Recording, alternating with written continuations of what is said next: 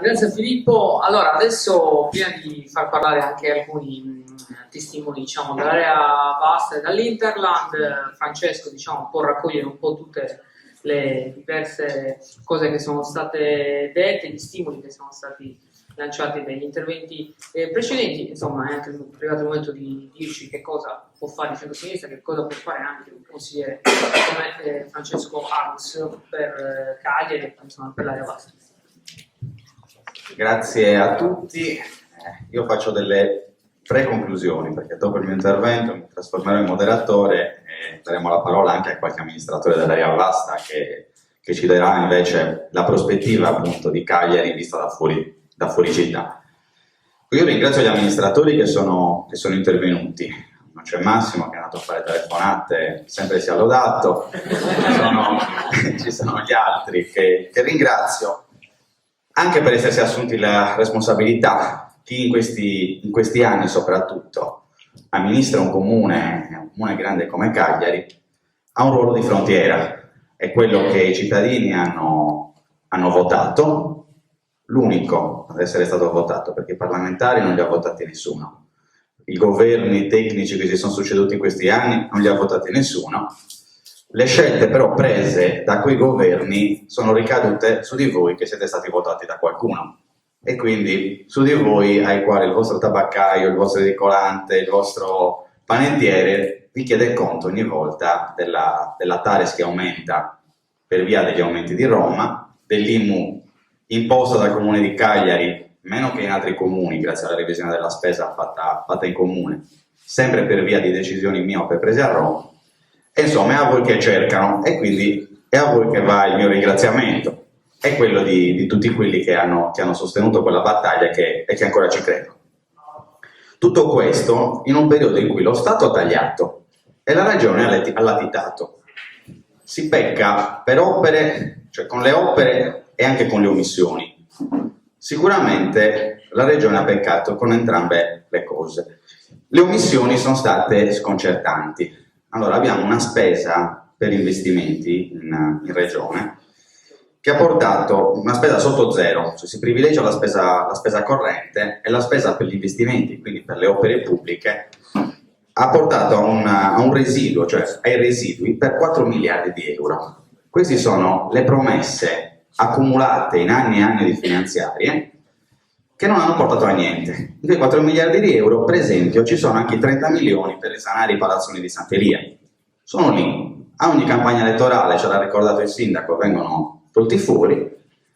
Ebbene, questo monte complessivo ormai ha raggiunto questa cifra impossibile, anche da quantificare.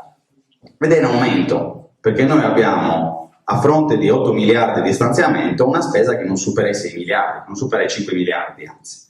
Questo ci fa capire anche quali siano tutte le occasioni sprecate e ci fa anche capire un'altra caratteristica positiva che va riconosciuta all'amministrazione cagliaritana, quella di essersi concentrata in un piano di opere pubbliche capace anche di movimentare l'economia della città. A breve vedrà la luce, vedremo i primi cantieri aprirsi in città. Purtroppo le cose non vanno alla velocità dovuta proprio per l'atteggiamento che il sindaco ha denunciato prima.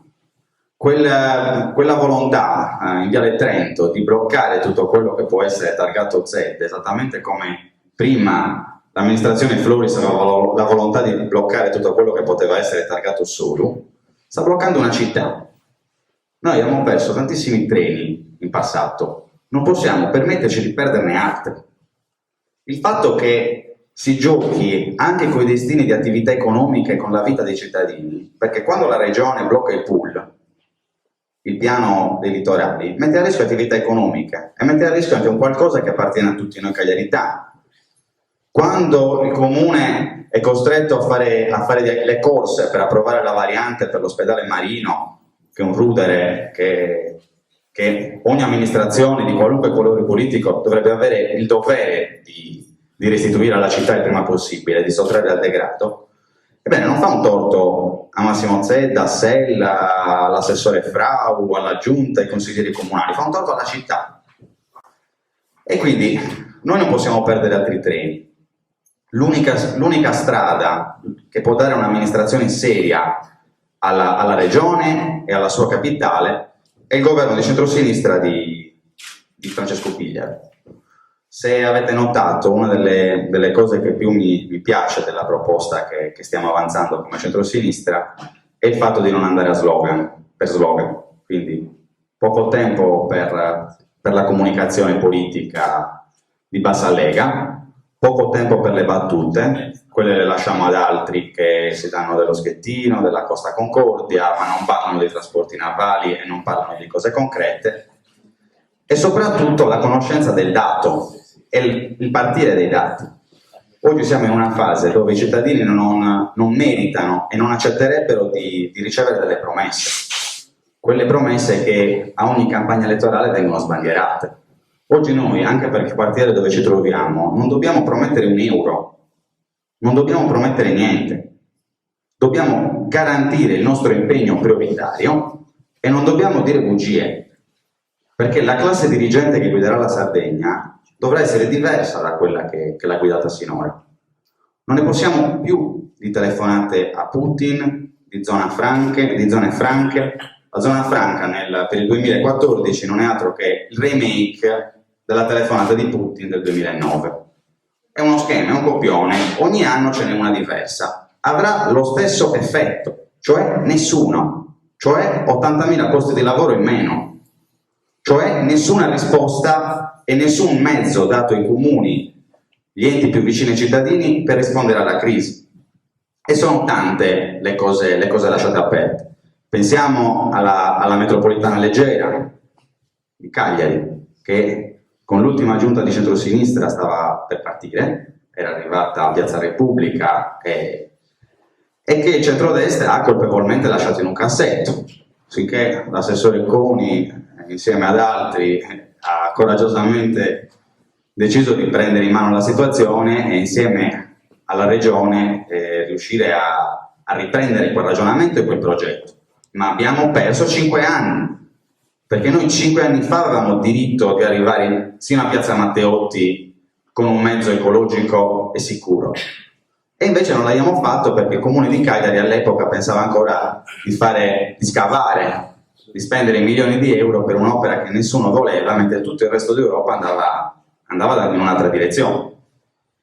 E poi si può continuare, appunto, il poeta con i blocchi, e la legge sulla città metropolitana, che ancora non è stata presentata, e che io, questo lo posso dire, e questa promessa la posso fare, mi impegno a presentare insieme alla maggioranza di centrosinistra come il primo provvedimento nella nuova legislatura, serve per tanti motivi.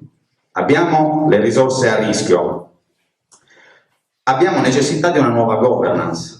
Guardare la città metropolitana, cioè la Cagliari e l'area vasta con Google Maps, è sufficiente appunto prendere un iPhone o un iPad, vedere l'area vasta vista dall'alto.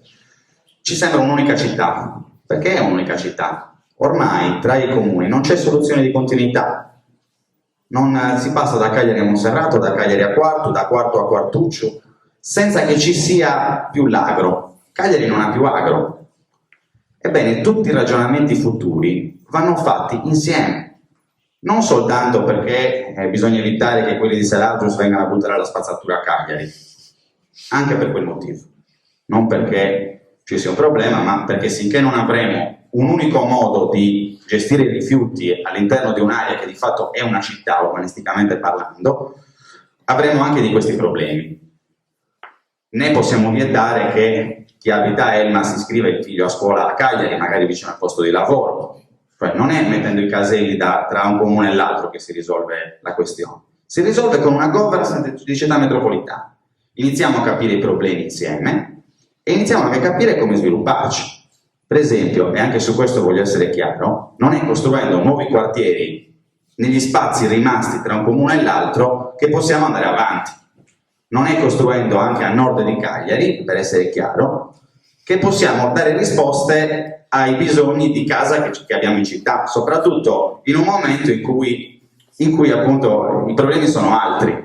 Parlano i listini del mercato immobiliare cagliaritano, perché è sufficiente guardare i listini a picco per capire che non è con nuovi quartieri e nuove speculazioni edilizie o comunque nuovi terreni che vengono impermeabilizzati, quindi capaci anche di creare quindi il rischio idrogeologico, che possiamo superare la fase. Ecco un ragionamento complessivo di area vasta, che ancora non siamo stati in grado di fare, ma che negli ultimi 3 anni almeno siamo stati capaci appunto negli ultimi 3 anni di mettere le basi sui quali costruire i prossimi ragionamenti, in cui però la regione non può essere assente e quindi quella legge deve essere approvata subito.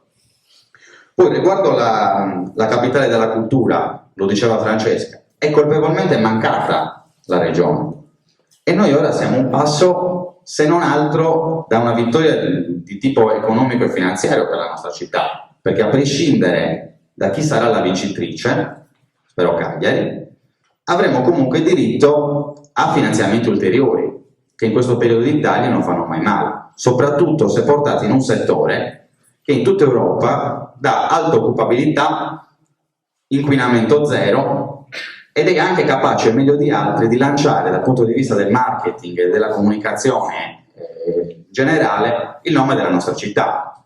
Cioè, chi pensa di lanciare Cagliari e la Sardegna promuovendoci grazie ai reality show che nessuno guarda, sulle reti che nessuno guarda, non ha capito bene come funzionano le cose. Oggi il marketing più efficace è quello e noi non lo facciamo perché in regione destiniamo alla cultura la miseria di 60 milioni di euro all'anno e di questi ne spendiamo soltanto 23. Questo significa anche non avere una progettualità. Ripartiamo da lì e ripartiamo anche da quello che la nostra città e la sua area vasta offre. Abbiamo un parco come quello di Tuvigeddu. Vogliamo lasciarlo così o vogliamo costruire attorno a Tuvigeddu anche potenzialità di destagionalizzazione turistica per la nostra città e per la Sardegna? Abbiamo il compendio Saline Molentaggio Spoleto, abbiamo la laguna di Sant'Agilla, che ugualmente può anche essere attrattiva dal punto di vista economico, per nuove attività economiche che un tempo c'erano e che possono essere anche potenziate. Insomma, abbiamo tutta una serie di questioni aperte, colpevolmente aperte, che la prossima giunta dovrà per forza prendere in mano. Io prima ho detto, e chiudo appunto con questo pensiero, io prima ho detto che negli anni passati abbiamo perso troppi treni e che non avremo possibilità in futuro di perderne altri. Cioè, i prossimi vanno presi. Cagliari non può permettersi di perdere i treni, né può permettersi la Sardegna. Paradossalmente, credo però che la crisi aperta e il mondo del 2014, al quale non ci eravamo preparati così bene evidentemente, offre degli spazi che quello di 20 anni fa non ci offriva. Paradossalmente la Sardegna può avere delle occasioni nel prossimo futuro che il passato non ci ha offerto e può averle per diversi motivi. Tanto oggi ci sono mezzi di comunicazione per cui l'isolamento può pesare meno e poi ragionare in un mondo di 7 miliardi di persone, quello che ho conosciuto quando ero piccolo non ne aveva 5 e oggi siamo a 7 miliardi, fa sì che alcune peculiarità che abbiamo siano doppiamente più importanti. E quindi oggi è più importante di ieri avere parte del territorio incontaminato, perché un mondo di 7 miliardi di persone sta sempre mangiando più se stesso. E quindi il nostro valore è dato anche dalla parte di territorio che siamo riusciti a salvare alla speculazione. E fortunatamente, essendo una regione scarsamente popolata, abbiamo gran fette di territorio salvate alla speculazione che oggi valgono tanto oro quanto pesi. A meno che qualcuno non pensi di appaltarle a qualche emiro arabo che viene a salvarci la vita, come già hanno fatto altri ricchi medio orientali qualche decina d'anni fa. Io non penso che sia quello. Io penso che va messo a frutto quella parte di territorio che si è salvata. In un mondo di 7 miliardi di persone c'è anche difficoltà a trovare alimenti per tutti. C'è un problema fame. Il mondo non produceva, non è fatto, cioè non ha mai prodotto risorse capaci di sfamare 7 miliardi di persone. Non ha idrocarburi capaci di far muovere 7 miliardi di persone se non in modo ecologico. Ebbene, riguardo all'alimentazione, ormai questo ha portato a livello globale, a livello europeo, anche a una diminuzione della qualità del cibo e dell'agroalimentare. Però esiste un'elite che vuole mangiare bene, che vuole vivere sano, che vuole una vita più lenta magari, più simile a quella che la Sardegna sarebbe in grado di sarebbe in grado di offrire, di garantire e di essere attrattiva sia come luogo per vivere che come luogo per essere visitato. Questo però se impariamo a essere noi stessi, cioè se impariamo, e vorrei che questo fosse un auspicio per il centro-sinistra di Francesco Pigliaro e per la nostra coalizione, se impariamo a essere quello che dobbiamo essere e non il modello che ci hanno disegnato addosso, perché il problema è che noi non siamo così, secondo me. Ci hanno disegnato così e noi ci abbiamo creduto, però forse è arrivato il momento per cambiare passo, e il fatto di essere arrivati quasi sull'orlo del baratro secondo me può essere uno stimolo che mai c'è stato in precedenza e che dobbiamo saper cogliere al volo. Io vi ringrazio.